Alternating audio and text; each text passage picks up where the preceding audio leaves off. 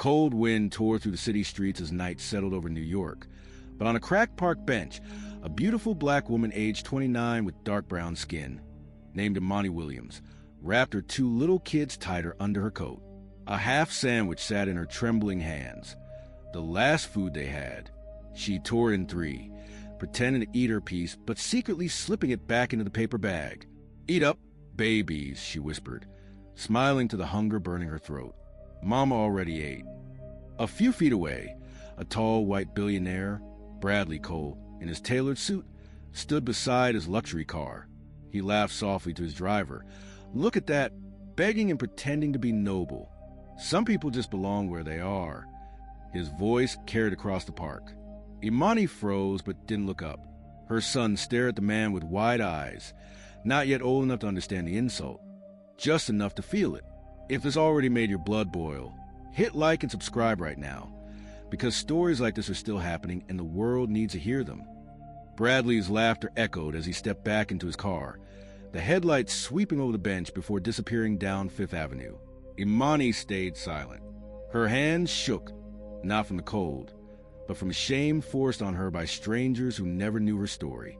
She tucked the kids in tighter, humming softly, the same lullaby her mother used to sing when there was nothing left to eat. The sound of the city dimmed. Only the rustle of paper and the quiet, hungry breaths of her children filled the air. Hours earlier, she'd still had a job, kitchen assistant at a busy Manhattan restaurant. 6 months of sweat and overtime, all gone in a moment when the head chef accused her of stealing cash from the tip drawer. She'd beg him to check the cameras. He didn't. "I don't need proof," he'd said. "I can tell." Those words cut deeper than hunger. Now, under the streetlights, Imani whispered to herself, "One more day, just one more." Her daughter stirred, laying her head on her mother's lap, and for a moment, Imani closed her eyes and saw herself behind the stove again. Warm light, steady hands, laughter, everything the world had taken, everything she would find again. Morning light crept to the fog as Imani guided her children toward the community's shelter line. Their shoes squeaked on wet pavement. Every step a quiet echo of survival. She kept her chin up, shoulders straight. Dignity was the last thing she could afford to lose. Inside, volunteers handed out paper cups of oatmeal. "2 kids?" one asked without looking up. "3, Imani said automatically, then caught herself. "Sorry, just 2. Her eyes flicked down to the worn sneakers beside her, her babies clutching crayons and drawing hearts on napkins instead of eating. She smiled faintly. "Go ahead, draw me something beautiful."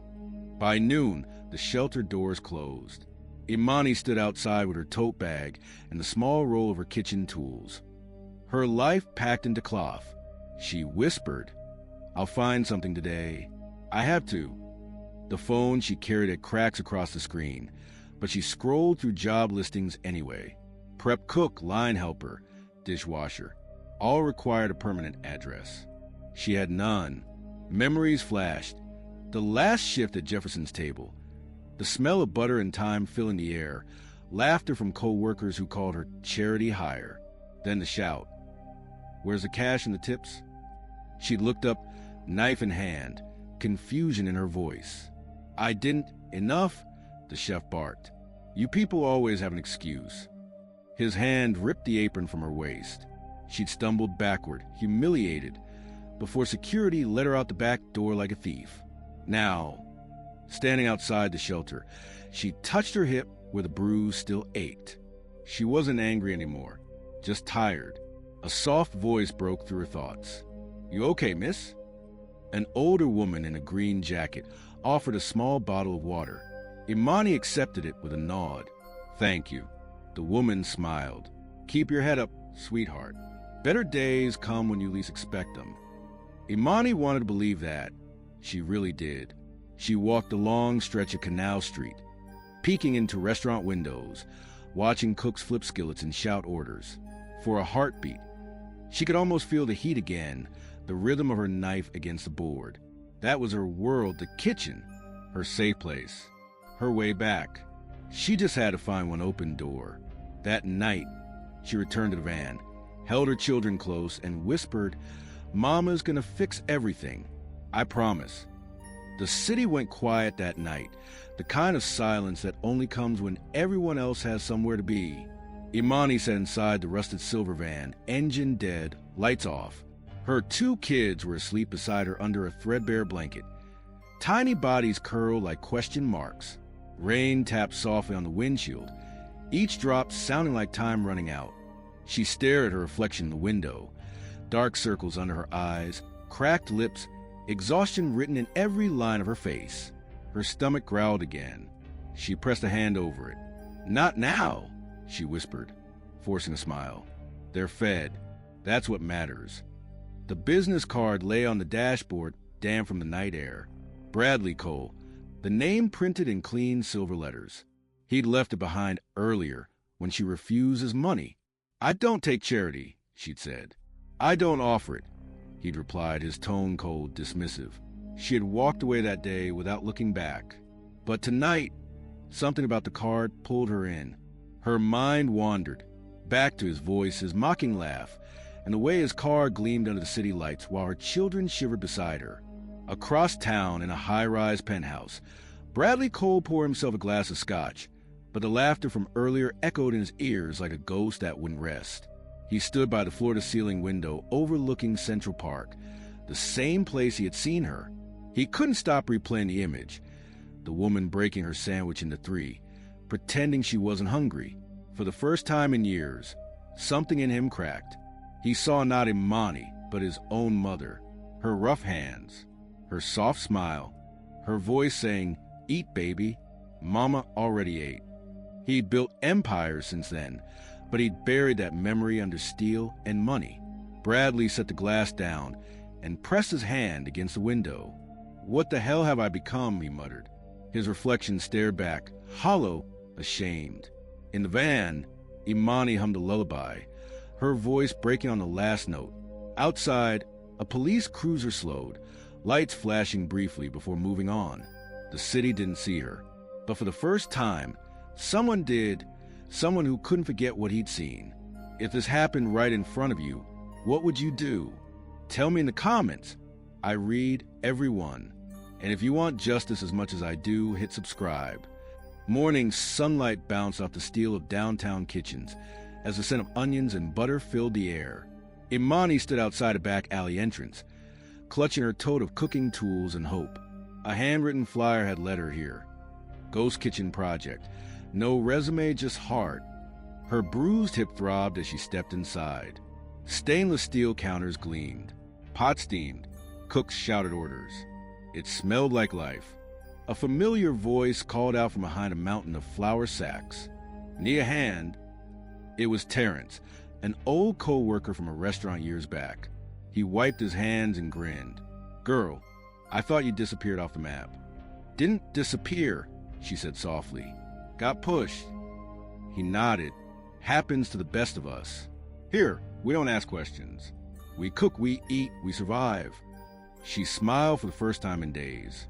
Terrence tossed her a clean apron. "Show them what you got. Imani." She tied it on, took a deep breath, and picked up a knife. Her hands trembled only for a moment. The rhythm came back. Chop, stir, taste, adjust. For a few minutes, she wasn't a homeless mother. She was a chef again. Across the room, a man in a charcoal coat entered quietly. No announcement, no entourage. He scanned the room, his eyes landing on her. It was Bradley Cole. Imani froze mid-stir, the ladle shaking in her hand. He looked different. No suit, no arrogance. Just a quiet stare that said he remembered. Terrence hurried over. "Mr. Cole, sir. Didn't know you were visiting today." Bradley raised a hand. "Just checking in. Keep working." Imani lowered her gaze and focused on her pot. Bradley walked past her station, stopped, and took a spoon. He tasted her soup, thick corn chowder, seasoned with time and memory. His jaw tightened. It was her, the same woman from the park, the same love in every bite. For the first time, Bradley didn't feel powerful. He felt small. And in that kitchen, surrounded by people fighting for survival, he realized who truly fed the world. Steam rose around Imani as she plated the final bowl of chowder, the air heavy with salt and heat. She didn't see Bradley Cole linger near the doorway, watching her work like a man seeing sunlight for the first time. After the tasting, he walked back into the rain-soaked streets, coat unbuttoned, mind spinning. His driver spoke softly. "Back to the office, sir?" Bradley stared out the window. "No, back to the foundation." The next morning, the ghost kitchen staff arrived to find new boxes stacked near the entrance. Fresh produce, new pans, bags of flour. No one knew who had sent them. Terrence guessed a sponsor. Imani said nothing. She was too busy working. Each day, her confidence grew. She started mentoring younger cooks, showing them small tricks. "Butter first, garlic last," she'd say, smiling faintly. "Makes everything taste like home." Her laughter returned in quiet bursts, enough that even the crew noticed. That night, Bradley sat in his penthouse again, scrolling through the project reports. His assistant, Victor, appeared at the door. "Sir, the new donations went through. You sure about staying anonymous?" "Yes." Victor hesitated. "You've never done charity this quietly before." Bradley looked up. "It's not charity. It's correction." Down in the kitchen, Imani finished her shift, hands red from scrubbing steel and chopping vegetables. She tucked her kids into the corner, where they colored on napkins, whispering bedtime stories about angels who cooked for the hungry. One of the younger chefs asked, "Why do you still bring them here every day?" Imani smiled softly. "Because one day, I want them to see what work looks like. Not pity, work." Later that week, she came to open the kitchen early and found the pantry restocked again. Fresh herbs, meat, rice, sugar, oil. A small note sat on the counter. "For the ones who feed others." No name, just words. Imani folded the note carefully and slipped it into her apron pocket. She didn't know it came from the same man who once laughed at her hunger. But destiny was cooking its own kind of meal now, and this time, justice was the main course. A week later, the ghost kitchen buzzed louder than usual. Word had spread. A major donor wanted to visit, someone powerful who believed in second chances. No one knew who it was. Imani arrived early. Kids dropped at the daycare downstairs, apron pressed, hair tied neatly. She had made her favorite dish, rosemary chicken with collard greens and sweet corn chowder. It wasn't fancy. It was honest, food that tasted like truth. As the door opened, Terrence called out, "Company!" Everyone looked up. The visitor stepped in, rain dripping from his coat. It was Bradley Cole. Imani froze. Her hands went cold, heart pounding against her chest. He walked closer, silent. No smirk this time, just eyes filled with something that looked like guilt. Terrence, unaware of the history between them, smiled nervously. "Mr. Cole, this is our best cook, Imani Williams." Bradley nodded once. "I know who she is." The room went still. Imani stood her ground. "You do?" "Yes," he said softly. "I owe you an apology." Whispers spread like wildfire. Imani wiped her hands on her apron, her voice steady but sharp. "You mocked me when I had nothing. You laughed while my kids were hungry." Bradley didn't flinch. "You're right. I was blind, arrogant, but you made me remember what I forgot, what real strength looks like." He stepped aside and motioned to Victor, who carried a folder. "This project, it's yours now. Full control. The kitchen, the funding, everything. You built something pure here.